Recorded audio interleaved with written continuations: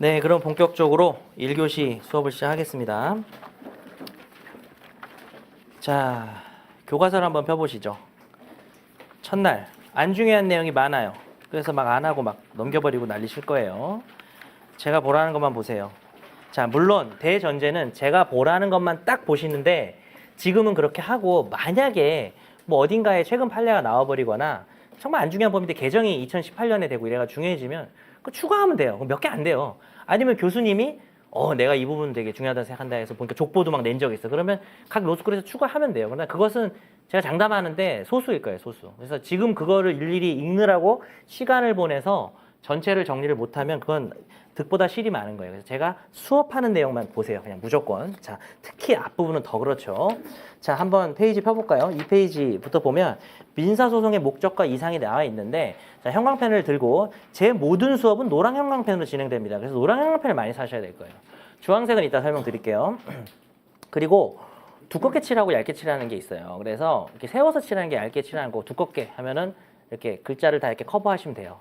근데 민법은 얇게가 되게 많았고 중요한 목차나 중요한 키워드를 두껍게 해드렸는데 민소는 책의 양이 많아서 이 중에 우리가 봐야 될 게 일부이기 때문에 그냥 대체로 그냥 두껍게 칠하셔도 돼요. 상관없고 제가 뭐 꼭 두껍게 하라고 하면은 두껍게 하시고 나머지 부분을 오히려 제가 좀 얇게 해야 되는 부분을 좀 말씀을 드릴게요. 주로 두껍게 칠하시기 바랍니다. 민법 할 땐 제가 두껍게를 특별히 말씀드렸잖아요. 그래서 별로 그렇게 중요하진 않아요. 그냥 두껍게 칠해도 큰 상관없는데 안 중요한 건 제가 얇게라고 말씀드릴게요. 이 페이지 밑에서 셋째 줄 얇게 적정 공평 신속 소송 경제 내용 없고요. 오른쪽에 형사소송과의 관계라는 1번이라고 되어 있는 걸 연필로 형사소송과의 관계가 되어 있죠. 연필로 X하세요. 읽지 마세요. 제가 X를 안 해도 수업을 안 한 건 읽지 마세요. 그런데 X를 한 거는 읽으면 큰일 나기 때문에 제가 X를 한 거예요. 읽으면 제가 너무 견딜 수가 없어서. 자, 상식적으로 읽으면 좋긴 좋아요. 변호사들이 알아두면 되게 좋은 얘기합니다. 배상명령이라는 게 있어요. 근데 뭐 의미 없고요. 행정소송과의 관계도 이건 로마 1이었구나. 로마 2 행정소송 관계도 X를 하고 싶었는데 판례를 하나 봐야 돼서 말씀드리겠습니다. 6페이지 4번에 양가로 1번에 반가로 1번 셋째 줄 얇게 칠합니다.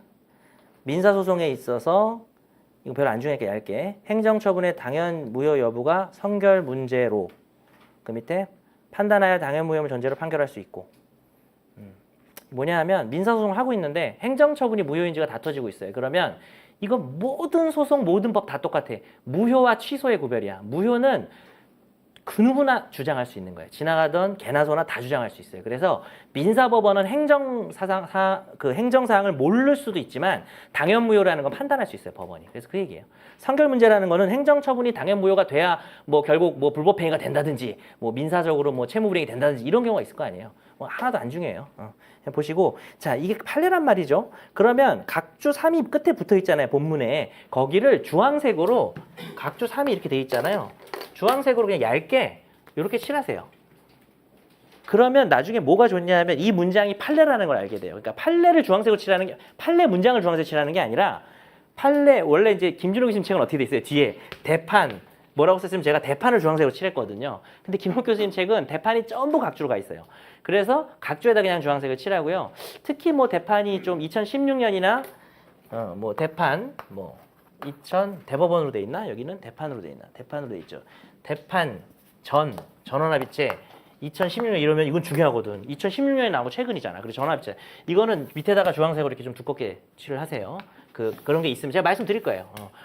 그런데 수업 시간이 좀 바쁘면 이 주황색은 집에 가서 칠해도 되겠죠. 자기가 보면서. 그래서 제가 왜냐면 형광펜 막 바꿔야 되고 이러니까. 그래서 판례가 이 단원에 몇 개가 있는지 눈에 확 보이는 거예요. 그래서 민법에서 제가 활용해서 많이 지금 특허를 지금 신청한 건 아니고 하여튼 할 정도로 되게 좋은 방법이라서 민소에도 그냥 그대로 작년 강의처럼 하기로 했습니다. 원래는 프린트 중심으로 해드리려다가 여러분 하도 요구가 많아서 자, 그 다음에 7페이지 양가로 2번에 반가로 1번 둘째 단락 보면 얇게 칠하면 되겠죠? 또 별로 안 중요하니까 취소 사유에 불과한 때 방금 해서 이어지니까 행정처분이 그렇다는 거예요. 당연히.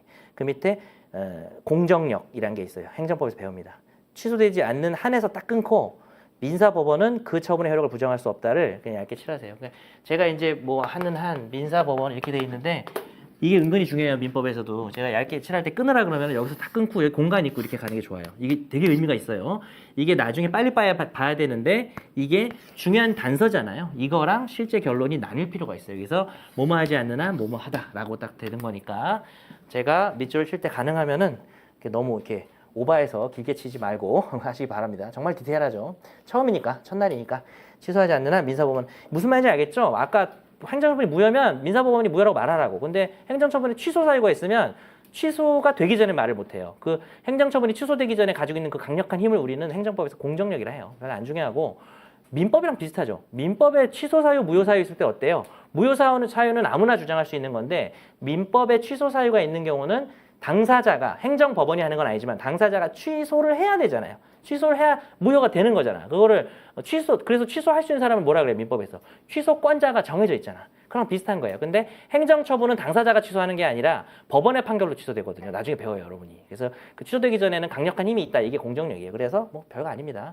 시험에는 안 나올 거고. 그다음에 그러나 다만 얇게 밑줄 치고 다만 띄고 행정처분의 집행의 완료 또는 기간의 만료 등으로 목적을 달성한 경우 그 밑에 별도로 취소를 구할 소의 이익이 없으므로 그 밑에 행정처분의 위법을 이유로 한 손해배상 청구를 할 수 있다. 그 다음에 이 각주 2와 각주 3은 다 주황색으로 점을 찍어주면 되겠죠. 사실 첫날이니까 한번 더 해보세요. 그러니까 예외가 있는데 사실은 법학적으로는 상당히 중요한 판례예요. 근데 민소법에서 이런 게 나오지는 않을 것 같아서 넘어가겠습니다. 워낙에 그 내용이 예외가 있다. 그래서 넘어가겠습니다. 여러분 9페이지 가사소송이 나와 있네요. 8, 9페이지. 가사소송은 나중에 가족법 할 때 또 봐야 되기 때문에 좀 보겠습니다. 9페이지. 3번의 양가로 1번은 양가로 1번, 3번의 양가로 1번 뭐라고 되어 있어요? 가사소송 사건의 종류라고 되어 있죠? 연필로 양가로 1번의 동그라미. 양가로 1번의 동그라미 하는 그 목차의 동그라미가 어떤 의미가 있냐면 1독. 그냥 한번 읽으면 좋을 걸 이 정도예요. 그냥 별표 같은 거 없고 그냥 전체적으로 빠른 속도로 소설 읽듯이 그냥 쓱쓱쓱 안 읽어도 사실 크게 뭐라고는 안 할게 이 정도입니다. 동그라미 하는 건. 왜냐하면 중요한 건 내가 형광펜 밑줄 하니까 동그라미 칠 필요가 없어요. 근데 굳이 동그라미 쳤다는 거는 한번 전체적으로 그냥 가볍게 읽자 이런 겁니다. 자, 그런데 형광펜도 쳐드릴게요. 몇 군데. 동그라미 1번에 첫째 줄 동그라미 1번 오른쪽에 가류 얇게 칠하고요. 그 밑에 나류, 그 밑에 다류. 그 다음 단락에 그 다음 목차에 그 양가로 2번에 반가로 1번에 보면 가류 나류를 얇게 칠하고 그 단락 마지막에 직권 탐지주의를 얇게 칠합니다. 그 다음 반가로 2번 시작하는데 다류를 얇게 칠하고 그 단락 마지막에 변론주의를 밑줄 칩니다. 좀 좋은 게 진하게 돼 있어가지고 너무 좋아요. 이 교수님 책이. 그래서 눈에 좀 잘 띄죠. 가류와 나류는 직권 탐지주의고 다류는 변론주의다. 나중에 가류 나류 어떤 사건이 있는지는 양가로 1번을 동그라미 쳤으니까 한번 읽어보면 알 거예요. 뭐 그래서 제가 예전에 가족법 할 때 하는 건데 그냥 두 문자 웃기니까 할까요? 그냥 크게 웃기진 않은데 막 술 먹고 나 취했어. 노래방에서 음주 가무 막 이렇게. 가류는 무효 확인 사건이 많고요. 나류는 취소 사건이에요, 주로. 아셨죠? 나 취해서 음주 가무 할 거야 이렇게 기억을 하세요. 나 취해서 음주 가무. 큰 반응은 없네요. 자, 넘어가도록 하고요. 저도 그렇게 크게 웃기다고 생각하진 않았어요. 뒤에 10페이지로 넘어가서 양가로 5번에 반가로 1번에 라류 얇게 칠하고 그 단락 마지막에 조정의 대상이 되지 않는다. 반가로 2번에 마류 밑줄 치고 조정 전치주의 밑줄 칩니다. 내가 밑줄 안 쳤지? 조정 전치주의 밑줄 칩니다. 나중에 한번 조정 전치주의 뭐예요? 조정 한번 갔다 오세요 이런 거예요. 그래가지고 사실은 가류 이거 시험에 안 나와요. 지금 여러분 나중에 가족법 할 것 같아서 그냥 해드리는 거예요. 가나다라 마류에 나중에 가족법 공부하면 뭐 인지 청구는 무슨 주고 이거 조금 외워야 돼요. A급은 아닌데 좀 외워야 돼요. B급 정도 돼요. 근데 조정 전치주의가 뭐냐면 이 사건들이 왔을 때 야 조정 무조건 갔다 와라고 하는 게 다하고랑 구별이 안 돼. 조정 전치주의인데 뭡니까? 지금 조정 전치주의의 대상이 되는 게 마류예요, 마류. 그래서 조정 전치 대상이 되는 게 마류고 조정 전치 대상이 안 되는 게 가류라류입니다. 가류라류. 이게 조정 전치가 아니에요. 그래서 조정을 오면 야 왜 조정을 왔어? 빨리 가라 이렇게 외우세요. 그냥 가라 이렇게 외우시고 조정 전치로 가라 이러면 큰일 나요. 네, 그게 아니라 조정으로 왜 왔어? 가라 이렇게 해야 돼요. 난 책임 안 져요. 이런 거는 두 문자 헷갈려 버리는 건 중요한 거 아니고 자 그나마 처음으로 C급이 나왔네요. 예, 지금까지 다 D급이고요. 비송 사건이 나왔습니다. C급이 자 가라 이렇게 외우시고 조정 전치 아닌 거 지금 외워놓으면 나중에 사실 편해요. 요거 객관식으로 나온 적 있어요. 변시에. 그래가지고 나중에 편하니까 민법에서 나오겠지 아마 가루라류 이런 식으로. 자 민법인지 민소인지 참 애매한데 가족법 문제라. 자, 11페이지에 양가로 1번 동그라미 칩니다. 견해의 대립. 대충 읽어보라는 얘기죠. 정말 대충 읽어보세요. 그리고 여러분 형광펜을 들어서 괄호 안에 있는 학설들을 얇게 밑줄 칠합니다. 대상설, 실정법, 설, 절충설. 저는 이제 나중에 그런 거 많이 하죠. 실정법 설 지금 어떻게 해요, 제가? 까만 볼펜 하나 가져와가지고, 여긴 중요한 단원도 아니지만 까만 볼펜 하나 가져와가지고 형광펜 딱 이렇게 칠한 다음에 집에 가서 여기다가 딱 쓰세요. 이게 별거 아닌 것 같지만 키워드는 정말 눈에 잘 띄고, 특히 나중에 중요한 거 이렇게 탁 칠하면은 민법 할 때 되게 중요하고요. 특히 나중에 뭐 비법인 이런 건데 비자 잘리고 그러면 그건 완전 반대잖아요. 이거 표시하시는 게 좋고. 근데 이 글씨 쓰는 거는 집에 가서 하시면 되겠지. 그냥 이렇게 형광펜만 길게 칠하고 집에 가서 복습하면 하세요. 제 책은 아직도 그걸 안 써놨어요. 무슨 말인지 알죠? 수업 바빠가지고 칠해놓고 뭐 내가 이거 쓸 필요는 없잖아. 그래가지고 아직도 제 책은 거기가 그 글씨가 안 써 있어요. 왜냐하면 이거 글씨 비슷하게 잘 써야 될 거 아니에요. 책하고 비슷하게. 오늘 1교시는 좀 쓸데없는 얘기 좀 많이 할게요. 똑같이 한번 써봐요. 집에 가서. 글씨체 똑같이. 대상설, 실정법설, 절충설인데 무슨 내용인지 그냥 가볍게 읽어보세요. 의미 없어요. 자, 판례의 태도는 마지막 줄에 얇게 절충설인 입장으로서 이해된다 하고 각주 5에다 주황색을 칠하고 점을 찍고 점 찍는 수준으로 찍고. 자, 각주 4번 판례는 좀 봅시다. 그래도. 자, 노란색을 들어서 각주 4번 판례 노란색으로 부부간의 부양 의무 얇게 칠하고요. 이런 거 얇게 칠하면 됩니다. 부부간의 부양 의무 오른쪽에 부양료의 상환 청구. 친족이 구하는 부양료의 상환 청구. 이게 뭐냐면 그냥 설명 들어보세요. 가족법에서 되게 중요한 판례예요. 뭐 남편하고 아내가 있다 칩시다. 남편이 누워 있는 거예요. 너무 몸이 아파서. 그러면 아내는 부양 의무가 있어요. 근데 아내가 뭐 그냥 나가서 놀고 뭐 아예 안 들어와요. 집에 몇 년째. 그러니까 누가 시어머니가 그 아내의 시어머니가 이 사람 부양한 거예요. 그렇게 됐을 때 1차적 부양 의무가 배우자한테 있어요. 왜냐하면 성년이 되게 되면 부모는 부양 의무가 1차적으로 없단 말이에요. 그러면 나중에 시어머니가 어떻게 하겠어? 네가 드려야 될 부양을 내가 드렸다 해서 시어머니가 며느리한테 부양료 상환 청구란 걸 해요. 그거는 마지막 줄에 민사소송 사건. 두껍게 칠해요. 그냥 아예. 민사소송 사건. 그 마지막에서 둘째 줄이죠. 요거는 가사소송이 아니래요. 그래서 옆에다 가사 X 하시고 여기서는 어떻게 하면 되겠어요? 각주 4번의 마지막에 대판이라고 돼 있죠. 대판을 주황색으로 칠하시면 되겠죠. 대판을. 자, 이 판례는 기억해 두세요. 나중에 객관식으로 나올 거예요, 아마. 가족법에서 나올 수도 있고요. 자, 뒤로 넘어가서 이 페이지를 안 써놨네. 각주 12페이지에 양가로 1번에 반가로 2번 연필로 별표 하나 합니다. 이건 암기하세요. 공유물 분할, 경계 확정, 아버지를 정하는 여기까지 다 밑쳐볼까? 공유물 분할, 경계 확정, 아버지를 정하는 법정지상권상의 지료 결정까지를 뭐 두껍게 칠해도 될 것 같아요. 중요하니까. 그 밑에 두껍게 칠합니다. 실질은 비송. 그 다음 두껍게 형식적 형성해소. 그리고 왼쪽에다가 페이지, 연필로 페이지 점 해놓고 몇 페이지는 집에 가서 여러분 찾아서 쓰세요. 어떻게 찾아요? 제일 뒤에 단어 색인이 있죠? 형식적 형성해소를 가면 페이지가 두 군데가 있어요. 근데 이 맨 앞에 페이지 말고 뒤에 죄송해요. 제가 페이지를 안 써가지고 뒤에 페이지가 하나 더 있어요. 그 무슨 말인지 알겠어요? 단어 색인에 보면 페이지가 두 개, 세 개 있잖아요. 근데 두 개 있는데 이 12페이지 말고 한 페이지 더 있다고. 거기 가면 자세하게 설명되어 있어요. 이거는 무조건 암기해야 돼요, 사실은. 두 문자를 드려야 되겠죠? 우리 과 대표가 경화야. 경화가 맨날 단톡방에 공지를 해줘요. 그래서 경화 공지 이렇게 암기하세요. 경계 확정, 아버지를 정하는 공유물 분할, 지료 결정. 제가 두 문자를 알려드리면 수업 처음 듣는 분들 계셔서 연필로 거기다가 이제 동그라미 치시라는 거죠. 경아 공지 이렇게 연필로 왜냐하면 이거 볼펜으로 하면 좀 그래요. 별로니까 연필로 경화 공지를 찾아보세요. 찾을 수 있죠? 경화 공지 지료의 지 뭐 이런 식으로 공유물 분할의 공. 경계 확인의 경, 그 다음에 아버지를 정하는, 뭐 옛날에는 부를 정하는 소라 했는데 요즘 한글화 돼가지고 4개를 하고 옆에다가 이렇게 연필로 그냥 옆에 어디 적당한 데다 이렇게 가운데 점으로 이렇게 연결하면 이게 내가 두 문자 표시다 이렇게 해가지고 중요한 거 뭐 별표 하나 하고 요거는 암기하세요. 그러니까 무슨 의미인지는 그 뒤쪽 페이지에서 수업을 할게요. 첫날이니까.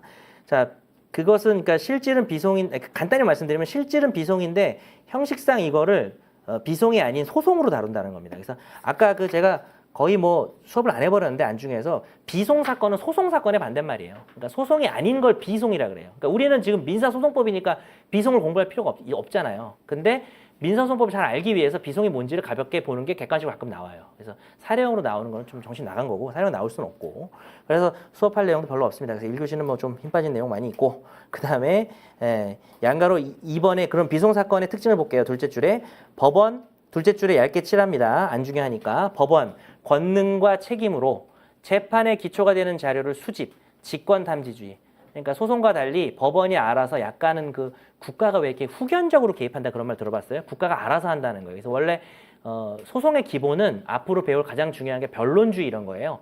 당사자들이 뭘 주장하면 거기에 맞춰서 움직이는 거지. 야, 그건 좀 이렇게 해. 내가 너는 얘가 그래서 가장 쉬운 예가 이거예요. 100만 원을 청구했어요. 민사소송에서. 근데 법원이 봤을 때 120을 받아야 될 것 같아. 그러면 120을 인용하나요? 그건 안 돼요. 조금 미리 공부하신 분도 계시겠지만 처분권주의라는 게 걔가 알아서 해주는 야, 너 120 받을 수 있는데 왜 100을 청구해? 120 청구해. 이렇게 안 해요. 무슨 원님 재판이 아니니까. 옛날에 실제 원님 재판이라는 표현이 있어요. 옛날에는 네 죄를 알렸다 이러면서 그냥 사또가 알아서 다 하잖아요. 근데 지금은 당사자한테 맡기는 주의이기 때문에 120만 원을 받을 것 같은데 얘가 100을 청구하면 100만 인용하는 거예요. 다만 100을 청구했는데 80밖에 못 받을 것 같아. 그러면 80을 인용해야지. 그거는 일부 패소가 되겠죠. 그런데 처분권주의 요걸 간단히만 설명할게요. 하나만. 그냥 개념으로 좀 들어두세요. 또 수업을 할 거예요. 이거는 나중 진도에서. 경계 확정해소라는 게 있어요. 자, A가 B하고 토지가 경계가 명확하지 않은데 저 여기로 경계를 확정해 주세요라고 소송을 한 거예요. 그러면은 자기 땅이 이렇게 넓어질 수가 있잖아요. 근데 얘는 B는 그 소송에서 뭐라 그러냐면은 아닌데 내가 여기까지인데 이렇게 주장하는 거예요. B는. 근데 법원이 그냥 지금 얘가 원고란 말이죠. 얘는 자기는 이만큼 해달라 그랬잖아요. 근데 법원이 갑자기 여기로 경계를 확정해. 이게 가능한 거예요. 자기 마음대로 재량권. 우리가 보니까 이게 맞는데 그러니까 변론주의는 앞으로 배울 소송의 변론주의는 법원이 뭘 잘 알아도 당사자가 하는 대로 그냥 하는 거예요. 맡겨두는 거예요. 당사자주의. 근데 우리가 지금 잠깐 서론이다 보니까 잠깐 나온 비송은 법원이 뭘 잘 알면 법원이 그냥 그대로 결단력 있게 결정해버린다는 거예요. 그래서 보면은 권능과 책임으로 지가 알아서 한다는 거예요. 경계도 자기 마음대로 정하고. 뭐 그런 내용입니다. 별로 중요하지 않아요. 그래서 할까 말까 하다가 그냥 했고요. 자, 그 다음에 소송에 가름하는 분쟁 해결 제도는 제목에만 좀 얇게 형광펜을 칠한 다음에 그 다음들도 제목만 뒤로 넘어가서 대로마 이번에 화해 두껍게 한번 칠해봅시다. 그래도 제목인데. 그 다음에 조정 두껍게 칠하고 한 두세 장 넘기면 19페이지에 중재 있습니다. 그래서 이 부분은 사실 전체적으로 그 제3절을 그냥 제3절을 연필로 동그라미 치도록 하든지 해서 집에 가서 복습 안 해도 돼요. 제가 동그라미만 치고 수업 시간에 설명 안 하면 집에 가서 보지 마세요. 나중에 필요하면 보라 이겁니다. 명확하게 되게 영리하게 공부하셔야 돼요. 여러분 이거 말고도 민소가 아까 제가 깊이가 민법에 비해서 얕다 그랬지 어려운 거 많이 있어요. 어려운 게 그래도 하루에 1개 정도는 나와요. 2개 정도, 1개, 2개 정도는 나오고 그거 공부할 시간, 공부하고 데일리 테스트 풀고 그럴 시간도 없는 거예요, 지금. 그래서 이런 거는 잘 의미가 없고 자, 다음 신의칙 넘어갈게요. 자, 오늘 1교시는 좀 그러네요. 자, 여러분은 제4절 민사소송상 신의칙의 신의칙을 두껍게 칠합니다. 제4절에서 제목이니까 아, 여기서부터 신의칙 공부하는구나 이런 표현으로 신의칙을 두껍게 칠하시고요. 자, 그 다음에 본문 둘째 줄에 1조 2항을 뭐 얇게 칠합니다. 그래서 여러분이 신의칙이 민법에도 있지만 민사소송법에도 있어요. 민법은 2조에 있죠. 여기는 1조 2항에 있어요. 그냥 그렇게 보시고 자, 그리고 법전 꼭 가지고 다니고 계시죠. 이따가 필요하면 오늘 지금 본격적으로 볼 일이 없어서 안 보고 있는데 2교시부터 바로 그냥 법전만 열심히 볼 겁니다. 자, 법전은 여러분이 그냥 보기 편한 거 가지고 다니시면 돼요. 수업용 법정이나 뭐 이런 거, 뭐 글씨 작은 거 가지고 다닐 필요 없습니다. 그냥 보기 편한 거 가져오시고. 자, 나머지는 여러분이 여기는 의미가 없는데 그 23페이지 넘어가 봅시다. 신의칙 발현 형태 두껍게 칠하고요. 지금부터 아라비아 1번부터 2, 3, 4번까지 전부 두껍게 칠합니다. 소송 상태의 부당 형성 두껍게 칠하고요. 2번에서는 선행행위와 모순되는 거동을 두껍게 칠하세요. 이걸 나중에 금반원이라고 하죠. 가로 안에 있는 말을 아실 거고 또 한 장 넘기니까 3번에 속권의 실효 두껍게 칠하시고요. 4번에 속권의 남용 있습니다. 예. 괄호 안에 이제 소송상 권능이란 말이 있는데 소권이라고 하는 것은 도대체 소권은 뭐예요? 너가 소 제기할 수 있는 권리가 있지. 모든 국민은 소를 제기할 권리가 있죠. 근데 그거를 함부로 제기했다라는 거고요. 소송상 권능은 뭐냐면 소를 제기하고 그 안에서 개개 행위가 그럴 수도 있겠죠. 그러니까 소 제기 자체가 신의칙에 반할 수도 있고 개개 행위가 반할 수 있어서 그냥 한 겁니다. 별 내용 없는데 이게 두 문자 이건 뭐 제가 만든 게 아니고 아주 옛날부터 내려오는 유명한 두 문자죠. 부모 신람. 그러니까 이 말을 연필로 부모가 뭐 남자를 잃었다 이래가지고 어디다 쓰냐면은 23페이지 신의칙의 발현 형태 옆에다 쓰세요. 큰 제목 신의칙의 발현 형태 옆에다 부모 신람이라고 쓰고 그냥 외우세요. 이거는 조그맣게 별표 하나 하고 그래봐야 아직도 지금 B급도 안 나왔어요. 거의 아까 그 부양 청구하는 판례가 B급이야 사실은. 객관식 꽤 나오기 때문에 지금 다 C급인데 요 안에 중요한 판례들은 좀 있어요. A급 판례가 사실 숨어 있어요. 요 안에는. 그래서 보는데요. 신의칙의 발현 형태는 제목만 밑줄 치고 거의 안 볼 거예요. 그래서 여러분이 부모 신람 옆에다가 뭐 신의칙의 발현 형태 옆에다 써도 되고 각의 그 다음에 판례들 정도만 대충 보면 돼요. 무슨 뜻이고 판례들이 뭔지만 보면 돼요. 그런데 판례를 또 다 보려고 하지 말고 제가 수업 시간에 한 판례 중심으로 보도록 하세요. 이런 게 이제 나중에 여러분이 객관식 문제를 푼다든지 했는데 아 뭐 내가 밑줄 안 쳐줬는데 판례가 뭐 한두 개 추가되고 이럴 수는 있어요. 조금. 그러나 거의 밑줄 친 거에서 무조건 나옵니다. 뒤로 넘겨서 좀 재밌는 판례가 하나 있어요. 24페이지에 양가로 2번입니다. 우리가 오늘 관할을 바로 배워요. 그런데 항상 우리 민법도 그랬죠. 제가 신의칙 공부할 때 뭐라 그래요. 그 민법상 제도가 다 모이기 때문에 나중에 공부해야 될 수도 있고 민법 제도 개별 제도를 모르니까. 근데 신의칙의 특징이 뭐에 있죠? 제가 민법 할 때도 강조하는 건데 신의칙의 가장 큰 특징은 민법이나 민사소송법의 기존 제도에 적용을 했을 때 문제가 생겨서 신의칙으로 하는 거예요. 도피하는 거 맞아요. 일반 조항으로 도피해버리는 거예요. 왜냐하면 너무 심하니까. 그래서 제가 뭐 맨날 예를 드는 것 중에 하나가 뭐 누나랑 남동생이었나요? 하여튼 뭐 누나랑 남동생이 있고 아빠가 아픈데 누나가 그냥 미국 가서 살죠. 그러니까 남동생이 계속 그 집에서 아버지를 모시고 몇 년을 하고 있는데 아버지가 아픈데 갑자기 누나가 귀국을 하더니 자기 소유 집이에요. 그게. 그래가지고 213조 소유물 반환 청구. 그래서 나가 이렇게 한 거예요. 그랬을 때 법에서 그걸 막을 방법이 없는 거야. 213조 소유자, 아버지랑 남동생 점유자, 불법 점유자. 나가라고 하면 나가는 거죠. 어떻게 하겠어요? 점유할 권리 없어. 그냥 아픈 거밖에 없어. 근데 이거 뭐 이민 가서 그러고 있다가 와가지고 너무하지 않냐 그래가지고 이건 너무 심하다. 그래가지고 너무 심하다 하는 그러니까 신의칙은 심하다랑 연결하시면 거의 맞아요. 남용이 그거잖아. 권리 남용. 신의칙의 파생원칙 권리 남용인데 권리가 있는 건 알겠는데 너무 한 거 아니야? 이걸 너무 함부로 쓰는 거 아니야? 이렇게 하는 겁니다. 그래서 그런 관점에서 보면 사실 신의칙은 어떤 의미에서 상당한 A급인 게 우리 민법이나 민사소송법의 모든 제도가 녹여져 있는 거예요. 그래서 그런 관점에서 좀 민소도 볼 필요가 있는데요. 자, 일단 민소에서 관할이라는 제도가 있어요. 관할이라는 제도가 있는데 그게 그 중에 바로 1교시에 배울 텐데 2교시에 배울 텐데 피고가 A를 상대로 돈 내놔 하면은 원칙은 피고 주소지가 관할이에요. 그런데 B도 같이 피고로 묶었어. 피고가 둘이야. 그냥 듣기만 하세요. 어차피 수업 다 할 거니까 이런 거는 그냥 듣기만 하세요. 두 명을 피고로 묶으면 A의 주소 해도 되고 B의 주소 해도 돼요. 그게 관할의 경합이에요. 너무 쉽죠. 그냥 얘도 주소지가 있고 쟤도 주소지가 있으니까 그걸 배울 거예요. 그런데 어떤 사건이 있었냐면 변호사가 그 사찰의 소송을 위임받았어요. 사찰이 변호사한테 소송을 맡겼다고. 변호사가 열심히 해서 이긴 거예요. 그럼 변호사가 사찰에 대해서 뭘 받아야 돼요? 성공보수를 받아야 돼요. 근데 성공보수를 안 주네, 사찰이. 그러면 그것도 소송해요. 저도 소송을 3건인가 했어요. 성공보수 못 받아서. 그렇게들 안 줘요, 하여튼 성공보수를. 그래서 요즘은 미리 받아놓고 법인에 넣어놨다가 저희 법인을 못 믿진 않으시죠? 에스크로처럼 이렇게 공탁처럼 넣어놨다가 지면 돌려주는 형태로 하기도 해요. 근데 뭐 저는 그런 제도를 이용해 보진 않았는데 근데 그걸 이제 안 돌려주는 변호사도 있어요. 그래가지고 소송을 당해가지고 뭐 징계 먹고 막 이래요. 요즘 많이 힘든가 봐요. 어쨌든 그래서 그 성공보수 달라고 소송을 했는데 이 사찰이 주소가 울산인가 그랬어요 아마. 제가 좀 기억이 여기 밑에 있나? 전주군요. 전혀 상관이 없네요. 야 각주 2번에 봐봐요. 각주 2번. 자 밑줄 칠게요. 얇게 밑줄 칩니다. 변호사 갑. 그 밑에 을사찰을 상대로. 제가 밑줄 치는 것만 딱 밑줄 치면 참 편해요. 나중에 읽기가. 오른쪽에 성공보수금 지급 청구 소송. 이런 건 옆에다 쓰지 마시고요. 옮겨서. 그 옆에 을사찰의 대표단체인 병재단을 공동피고로 추가하여. 이 왜 그러냐면 을사찰이 전주에 있거든. 자기 거기까지 가기 싫다 이거야. 그래가지고 그 공동피고로 대표 단체인 병재단을 괜히 집어넣은 거야. 근데 이게 나중에 또 배울 내용이지만 돈을 을사찰이 그 소송상 당사자 능력이 있고 권리 능력이 있었어요. 그러면 그냥 을사찰한테 받으면 돼. 이 대표 단체는 늘 필요가 없는 거예요. 그 속한 단체가 하나의 훌륭한 독립성이 있으면 그 대표 단체를 넣을 필요가 없는 거예요. 그래서 억지로 넣은 거예요. 피고로 추가했어요. 그랬을 때 그 밑에 을사찰 은 밑줄 치고 그 밑에 독자적인 권리 능력과 당사자 능력. 이게 중요한 얘기예요, 사실은. 그러다 보니 그 밑에 병재단이 당연히 연대 채무를 부담해야 되는 것은 아니며 병재단은 그런 소송이 있었는지도 모르고 있었어.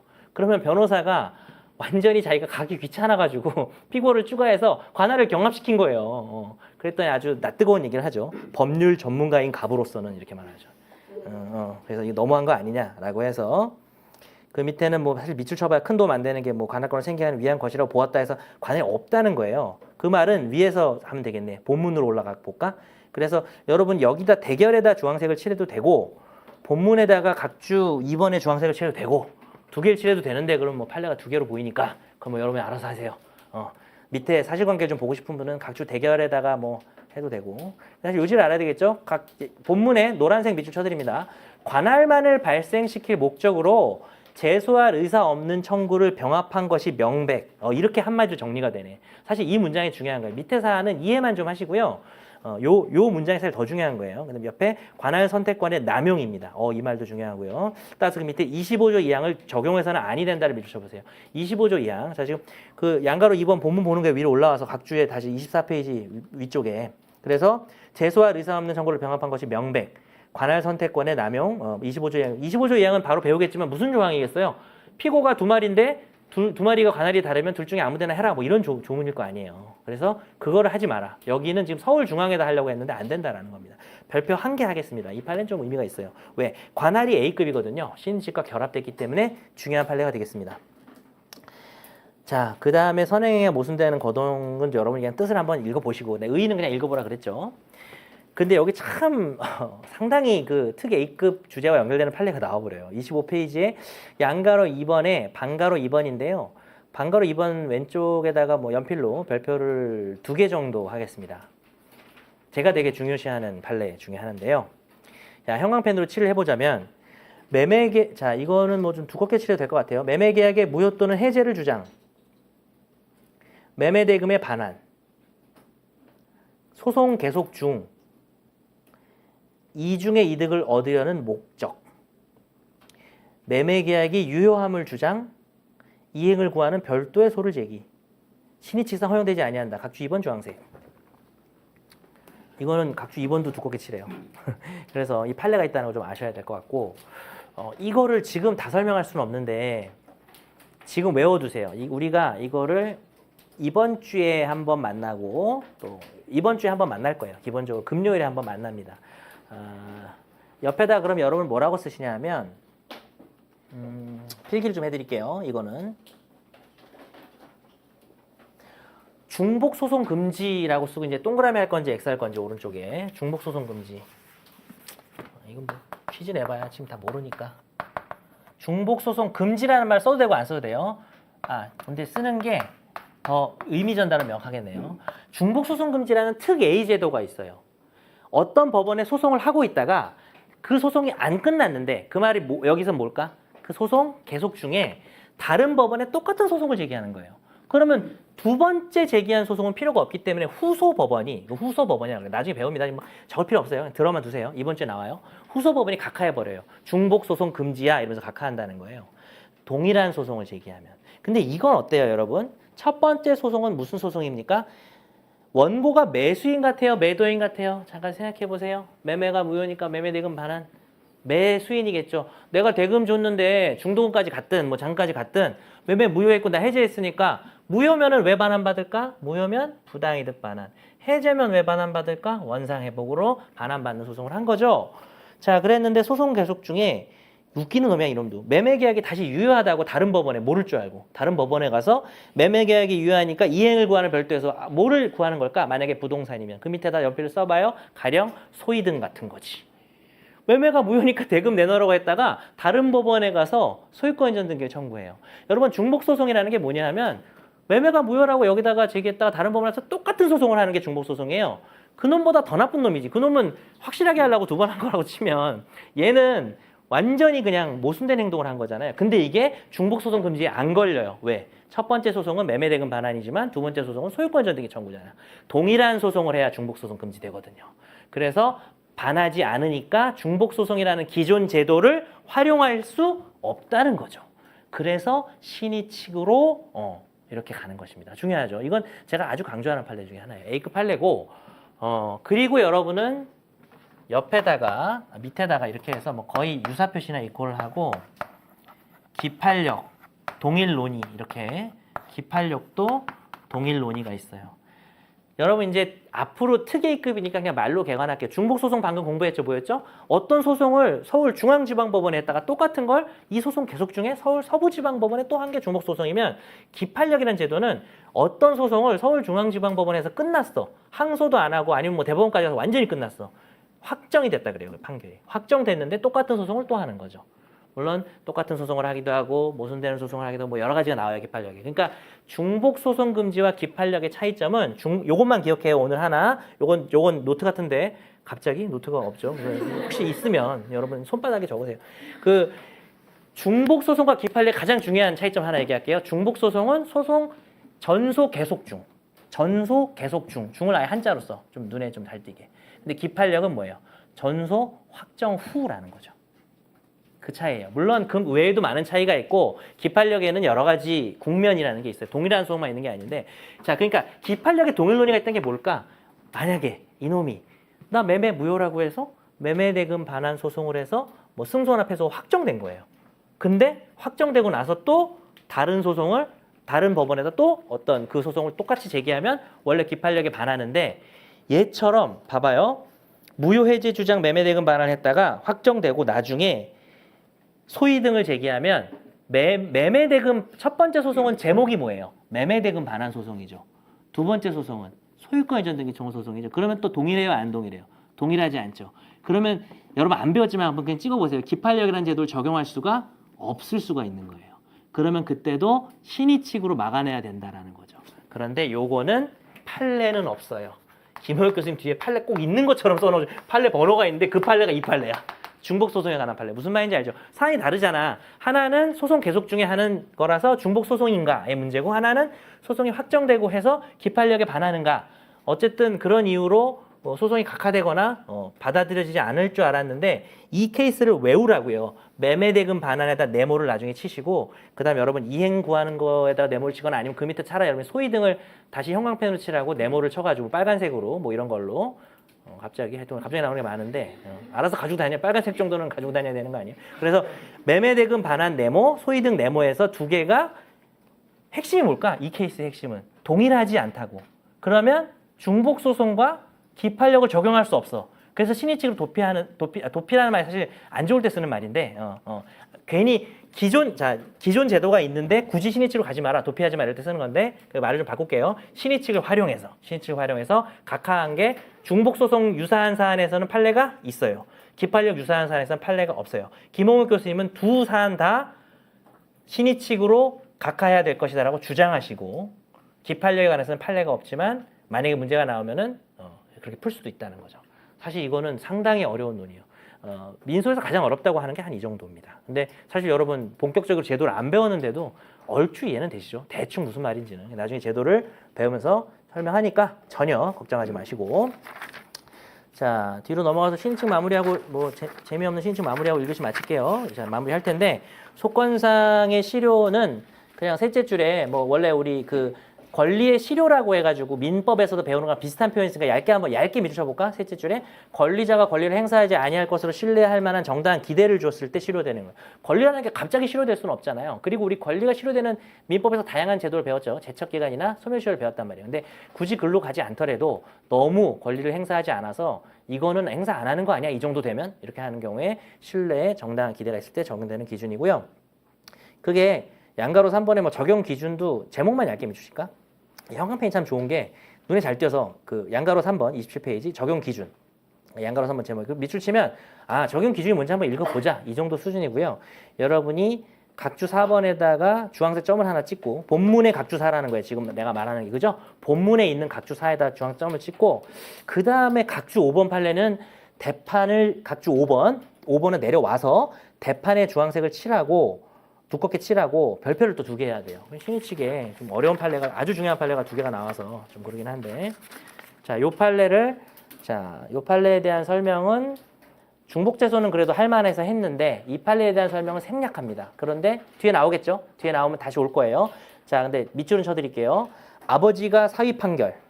아버지의 사위가 아니에요, 여러분. 그 사위는 여기서 편치 판결이라 그래서 속일 사자 이렇게 해가지고 기망 판결을 우리 아빠가 아들한테 사기 판결을 한 거예요. 아들 땅을 아빠가 가져가 버린 거예요. 자, 그랬는데 부동산 소유권이 이전된 것을 알고도 4년간 아무런 법적 조치를 취하지 않던 아들. 왜 그랬을까? 아빠니까 그냥 그런 거예요. 아빠가 내 땅을 뺏어 갔는데 에이 뭐 아빠가 또 이런 거 한두 번이야 이러면서 그냥 4년 동안 아무 말도 안 하고 있었어요. 근데 옆에 봐봐요. 아버지의 부동산 처분 사실을 듣고 항소를 제기. 아빠까진 좋았는데 아빠가 자기 애인한테 이걸 팔아버린 거예요. 그러면은 아들 입장에서 열받죠. 그래서 첫 번째 아까 했던 소송이 사위 판결이 나왔잖아요. 그 사기 판결, 편치 판결, 기망 판결 이렇게 생각하시면 돼요. 그 판결이 그 사위 판결 한자는 그 위에 본문 맨 밑에 있어요. 그 본문. 그랬을 때 옆에 봐봐요. 아버지의 부동산 처분 사실을 듣고 항소를 제기했다고 했잖아요. 그 옆에 항소권이 실효한 다음에 여러분은 거기까지 두껍게 칠하고 실효 이렇게 두껍게 칠했으면 여기 뭐 한 줄이 있는데 무시하고 하든지 이렇게 내려서 하든지 해서 연필로 X 이렇게 하세요. 실효되지 않아요. 아니면 여기다 X를 조그맣게 하든지 실효되지 않아요. 그게 중요한 겁니다. 가끔 본문이 우리에게 정확한 단어를 보여주지 않을 때가 있어요. 그럼 옆에다가 또 불안하니까 또 써요. 아예 각주 오른쪽에다가 항소 제기 동그라미가 된 판례예요. 예. 설명은 조금 아주 간단하게만 설명할게요. 의문만 남기고 갈게요. 여러분 항소기간 혹시 알아요? 들어보지 않았어요? 항소기간? 항소기간이 판결문 받고 2주예요. 판결 받고 2주예요. 근데 아빠가 자기한테 판결하고 4년 동안 지금 안 한 다음에 항소하는 게 좀 이상하죠. 이게 나중에 배우는 내용인데 이 아버지가 사위 판결을 편치 판결을 받게 되면 편치 판결 중에는 아예 자 봐봐요. 그냥 듣기만 하세요. 이거는 뭐 나중에 나오니까 자꾸 들으면 첫날은 항상 그렇습니다. 나중에 이 진도가 나가면 다시 얘기할 때도 설명을 또 할 거예요. 이 부분을. 아버지가 가짜로 판결을 어떻게 받았냐면 듣기만 해보세요. 자기 아들한테 야 내가 샀잖아. 부동산 나한테 증여했잖아. 뭐 혹은 부동산 소유권 이전 등기해라고 소장을 법원에 내요. 그러면서 내면서 거기다가 뭘 써야 돼요? 원고는 피고 주소를 써줘야 돼요. 그럼 법원이 그게 오면 복사를 뜨고 피고한테 그걸 보내줘요. 당신 소송 제기됐으니까 당신도 나오라고. 근데 피고 주소를 자기가 어느 집을 쓴 다음에 그 소장이 날라오는데 아버지가 열일을 하는 거예요. 가서 그걸 받아요, 자기가. 이게 뭐 예전에 발렌타인데이 때 초콜릿 안 오면은 자기한테 연석이 얘기해가지고 제가 받고 이런 거랑 비슷한 거의 그 정도 수준이에요. 그냥 이거를 보내고 아들 주소인 것처럼 가짜로 쓴 다음에 그 주소에 자기가 가서 앉아있다가 오면 받는 거예요. 이런 식으로 그 다음에 그리고 법원이 볼 때는 어때요? 아들놈이 받았구나. 근데 안 나오네. 얘가 왜 안 나오지? 이런 거야. 판결이 끝나.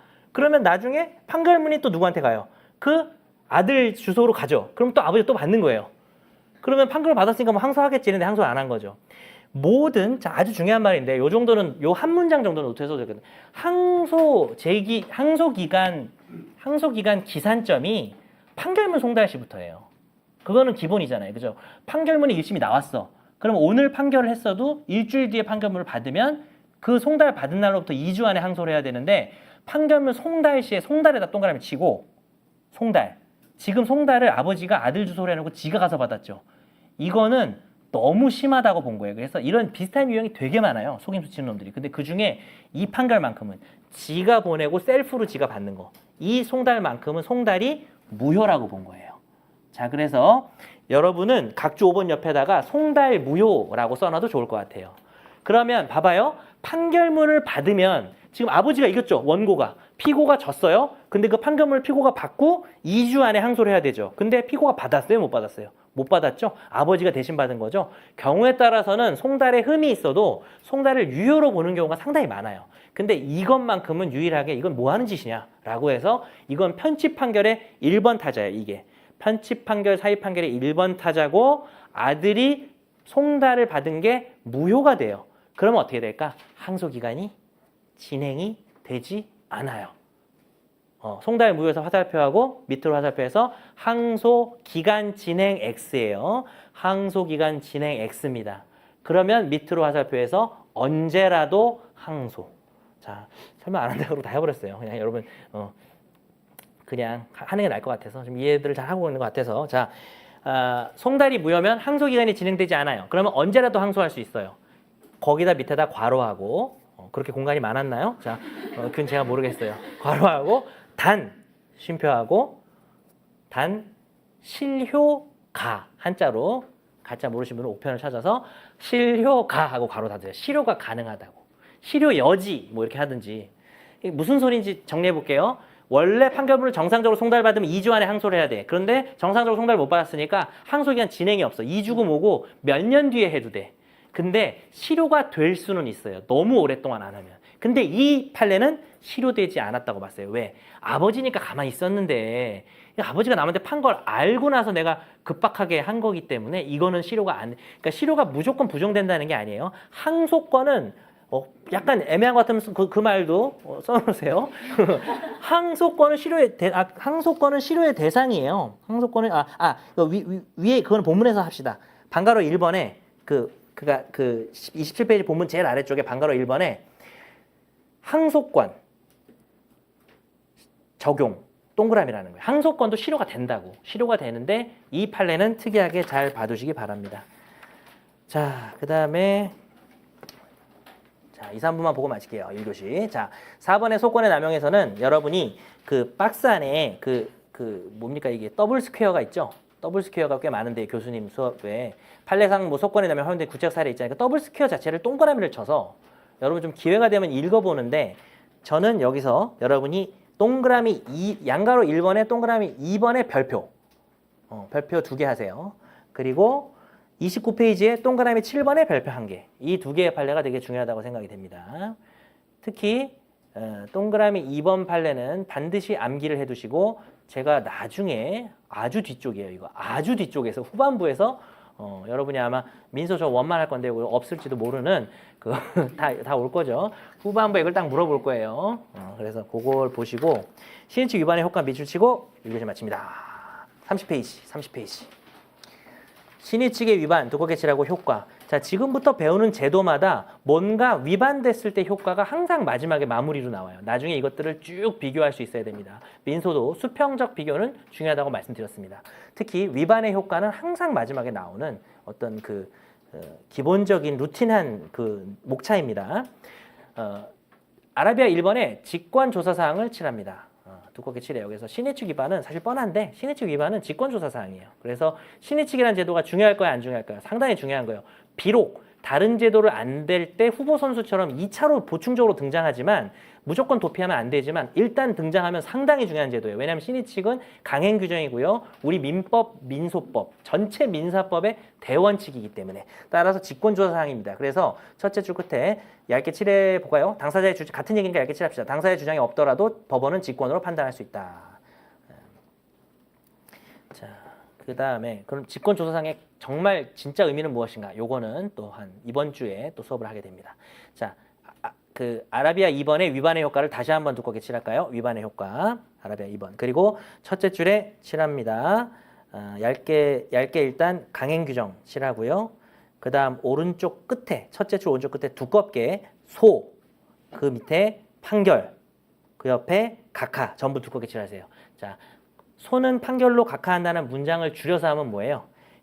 소각합 판결이 나온다는 소리입니다. 앞으로 이렇게 외우세요. 소는 판결로 각하한다는 건 소각합 판결이 나와야 된다는 거고 나중에 각하 판결이 아니라 각하 결정이 나올 때가 있어요. 각하 결정 거의 드뭅니다. 각하 판결 여러분 각하만 외우면 되는 게 아니야. 판결도 외워야 돼. 각하 판결이 있고 각하 결정이 있단 말이야. 그 두 개밖에 없어요. 그러니까 외울 것도 없고 대부분 다 각하 판결이에요. 그래서 그렇게 보시고 방가로 2번에 상자를 옮길까? 그 책 끝에 쓰기 귀찮으니까 둘째 줄에 소로써라고 되어 있는 거 앞에다가 상자를 나중에 형광펜 먼저 칠하세요. 상소 두껍게 칠하세요. 상소. 그 상소로서 취소 파기 이렇게 돼 있잖아요. 거기서 상소를 두껍게 칠해놓고 집에 가서 그 상자를 볼펜으로 옮기란 말이에요. 무슨 말인지 아시죠? 이런 건 되게 중요한 작업이에요. 앞으로 항상 이 루틴한 목차에서는 상소가 가능한지 재심이 가능한지를 다 외워야 돼요. 앞으로. 신의칙은 상소 가능합니다. 상소 가능합니다. 그 다음 그 밑에 자 재심 사유라는 말에서 재심 두껍게 칠하세요. 여러분 그러니까 상소로서 취소 그 밑에 줄에 재심 사유에 그 재심을 두껍게 칠했죠. 그 밑에 연필로 꼭 써야 돼요. 그 밑에 연필로 원칙적 X라고 쓰기 바랍니다. 이 부분이 조금 서술이 조금 죄송하지만 미흡해요, 교수님. 여러분 수업용을 안 좋은 게 자, 그래서 여러분은 연필을 들어서 상소라는 두꺼운 단어 옆에 동그라미를 치시고요. 어딘가 그냥 대각선 모서리 같은데 재심이라는 단어 밑에는 이미 원칙적 X라고 썼죠. 그러니까 상소 동그라미 재심 X예요. 근데 교수님이 좀 헷갈리게 재심이 안 된다는 말을 안 밝히시고 약간 예외적인 말을 하고 계세요. 다만 판결의 편취와 관련하여 재심 사유가 될 수 있다고 돼 있죠. 그럼 여러분은 451조 1항 11호에다가 두껍게 칠하고요. 그 앞에다가 다만 뭐 이렇게 쓰면 되겠습니다. 그냥 연필로. 무슨 말인지 아시겠어요? 원래 신의칙 위반은 재심 사유가 아니에요. 그런데 판결의 편취 같은 경우는 11호에 의해서 예외적으로 재심 사유가 되고 자, 그 판결의 편취는 사실 앞에서 배운 각주의 판결의 편취랑 다른 거다. 무지하게 헷갈리죠? 근데 요거는 지금 수업을 할 필요가 없어요. 아까 앞에 판결을 이해한 걸로 끝내고. 자, 그러면은 1교시는 서론이나 마쳤고 2교시부터 이제 A급이 나오는 거예요. 네. 한 15분 정도 쉬겠습니다.